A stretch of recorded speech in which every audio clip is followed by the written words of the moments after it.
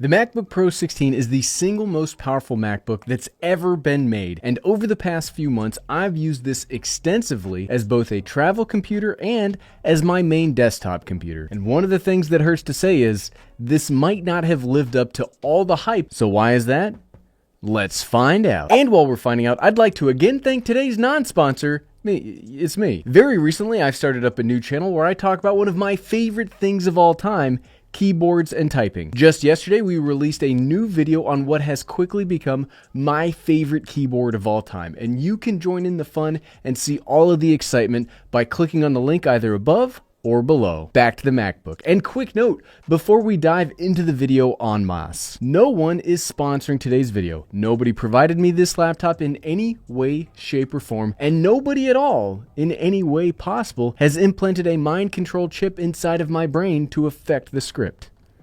I'm like 90% sure on that one. With that out of the way, we'll also skip past all of the pricing and spec overview stuff. If you do want to see that, you can find that in my previous videos. And let's get right into my refined thoughts after using this laptop for hundreds of hours. When typing the script, Google Doc wanted me to put hundreds of years. Does Google Docs know something that we don't about how long technology has been around?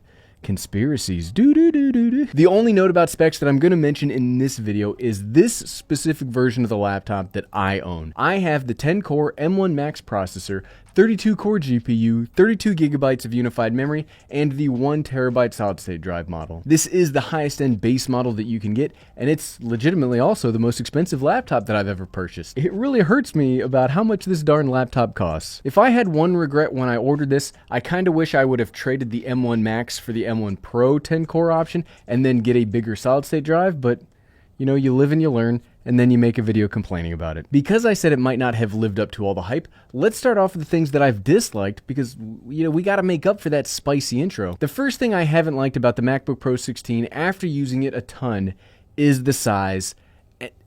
Not the size, that's not a good way to phrase that. It's not really the size that irritates me, but that the size doesn't really buy you anything extra. There are a few things that we'll talk about here shortly in the things I like category that are provided by the size, but unlike previous iterations of the Pro level MacBook, you don't have to go with the biggest size to get the best performance. I honestly think that because the MacBook Pro 14 exists, that diminishes the specialness of the MacBook Pro 16. Now, I don't think that's wholly a bad thing. You've all heard me talk about my preferences for smaller tech, but it does put the 16-inch option in a bit of a rough spot. I know that's going to raise some eyebrows because some folks will absolutely prefer the bigger device with that much bigger screen and speakers, and those are amazing, and we'll again talk about those shortly because I like them too. But 16 and 17-inch laptops are just kind of rough to transport and fit into traditional laptop spaces. I used the original MacBook Pro 16 when it first came out during my extended work trip in 2019. I traveled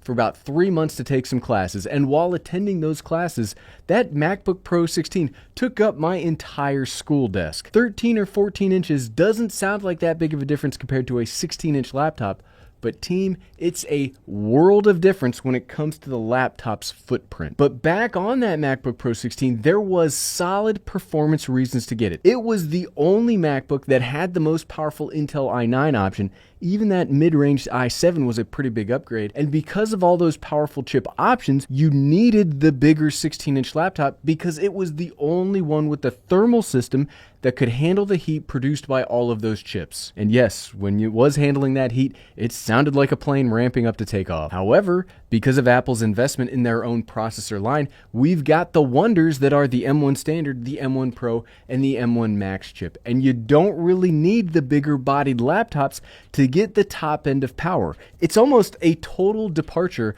from how laptops have been designed previously. Even still back in Windows land today, you need a bigger, bulkier machine simply because you need something to handle all the heat. Laptop processors make a lot of heat. Normally. Magic. So in a roundabout way, I just don't think the size unwieldiness is really worth the trade-off anymore. It's funny when you look at the two videos because the size point is a huge positive for the MacBook Pro 14, but it's a negative here. Team, if you didn't know, life is all about perspective. Alright, the next thing I continue to have not liked about this specific 16-inch MacBook does not have anything to do with the 16-inch MacBook itself, but you can't really separate the MacBook from its operating system. I have just had a lot of wonkiness issues with Mac OS Monterey. It doesn't matter if it's the 14-inch MacBook or the 16-inch MacBook or my wife's M1 iMac. There are just some weird problems. You've heard me mention this in every MacBook video thus far, so I won't belabor the point today, but I still can't comfortably use my 24TB RAID with any computer in this house running Monterey. I don't know what they did, but it does not work well, and it makes literally every process you use in the computer take so much longer. The numbers sound small, like who cares about the difference between 5 seconds or 30 seconds? But when you spend this much money on a computer and your older, less powerful, far less expensive machine runs it better, well, okay, now that's a problem. Plus a reminder that I've been having issues with audio waveforms in Final Cut Pro. It takes far longer than it used to for the audio waveform to pop up, and that's essentially the way that I edit these videos. And if I can't see what the audio's doing, I can't edit the videos. I'm not going to listen to everything over and over and over and over again.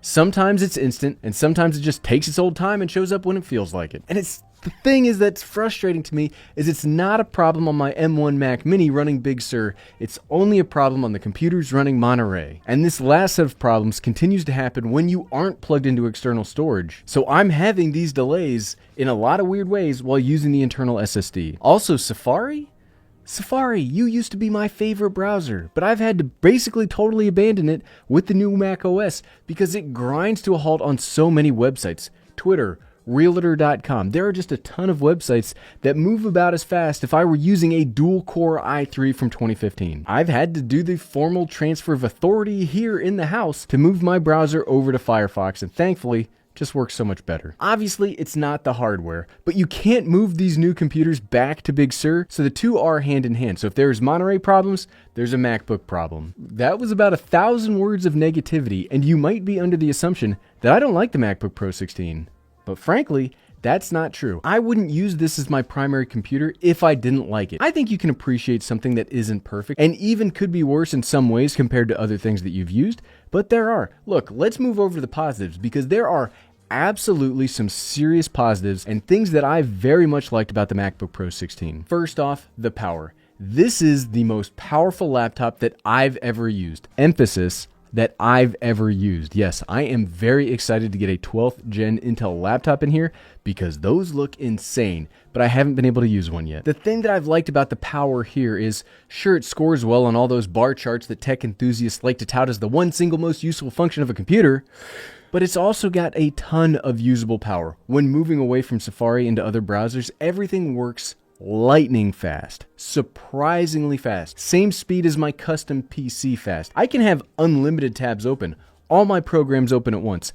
I can use the computer without thinking about anything. It's all seamless. Even on those older M1 standard computers, there is a limit where things will start to stagger and slow down. I can use the MacBook Pro 16 almost recklessly, and I don't have to worry about how the activity monitor is going. And when doing these video editing tasks that I do in my 4 videos that I release a week, this is the best computer that I've ever used. Sure, it might not have the same numbers as that beefy Ryzen 5950X that I've got in my PC, but it stands toe-to-toe with it when doing my editing. Programs optimized for Apple M1 chips use, and I'm having a hard time finding another word other than magic. They can just magically get more performance than they have any rights to, and my power tasks finish before I can really accept that they've started. This is remarkable stuff. The next thing that I've continued to like is part of having that bigger computer. I really like the display, and the speakers are fantastic too. Yes, I also like the display on the MacBook Pro 14. It's great for a smaller computer, and spec-wise, it's the match at this. But this display is on a whole other level because it's big enough that you could absolutely use it as your only computer monitor if you really needed to. Sure, I normally use a 32-inch monitor for my day-to-day tasks, but holy crap, I believe that I have enough screen real estate on the MacBook Pro 16 that I could easily switch to just this. All you really need is some cheapo stand to get it into an ergonomic height and at the right eye line, and you're set. It helps that this is also one of the best displays ever made. It's not all just about size here. I'm including external monitors in that list. You need to spend real money. And I'm talking as much as the laptop itself, or more if you get the M1 Pro variant, to get the same kind of contrast and HDR capabilities as the monitor built into this computer. Even my monitor, which did cost more than the MacBook and also hurts me, that one hurts too. That does have the same contrast ratio and the same sort of color depth, but it's capped at 60 Hertz, where the display here has ProMotion and can go up to 120 Hertz. This display, it's the best one ever made. I'm sorry, Dell. I'm sorry, other laptops. Even if you have a 120 Hertz 4K monitor option, it's just not as good as this one. Them's the facts. The screen is so good, it's almost a negative, because there really isn't anything else out there that you can get to match it. Yes, the Apple XDR display exists, but that has a stand that costs $1,000 by itself. My LG OLED exists, but OLED has some burn-in risk, and again, neither can match the refresh rate here. This whole system will be so much better when we actually get some kind of Apple display to pair with this. I'm really, everybody right now, cross your fingers, because I'm really hoping that we get something this year. Please, Apple. Please, you can't just give us a monitor this good and then not give us a standalone version to plug into if we want to work from home. And yes, before I get yelled at for it, or I guess to cause me to get yelled at about it, I can never tell, I do use my MacBook in clamshell mode while working from home. I much prefer to use a single monitor. I hate having to look back and forth between screens. It bothers me when I have to do it all day. The last thing that I've really enjoyed about the MacBook Pro 16 all this time later is a combination of the last two positives. This is basically a desktop computer that you carry around with you, both from a power perspective and from a screen size perspective. Combine those together, it's a full desktop in your backpack. I love that Apple computers do not need to be plugged in to use the full power of their processors and GPUs. I love that the battery life goes a very long way, especially when compared against other power machines. Sure, an Ultrabook or low-powered machine could have better battery life, but this has good battery life and can do the same level of power as your desktop. All you need to put in that backpack with it is a travel stand and a mouse and a keyboard, and you can have ultimate Apple power literally anywhere you go. But at the end of the day, so what, right? It might be a tad heavier and a tad harder to carry around places, but if you absolutely have to have the most mobile power you can get while having a screen that's almost as big as a regular computer monitor, well, the MacBook Pro 16 is the way to go. And if you like this video, and if you also like keyboards and you want to see if the most popular keyboard on the market right now is actually any good, you can find the latest keyboards, etc. video by clicking right here. Click, click, click, click, click, click, click. Thanks for watching.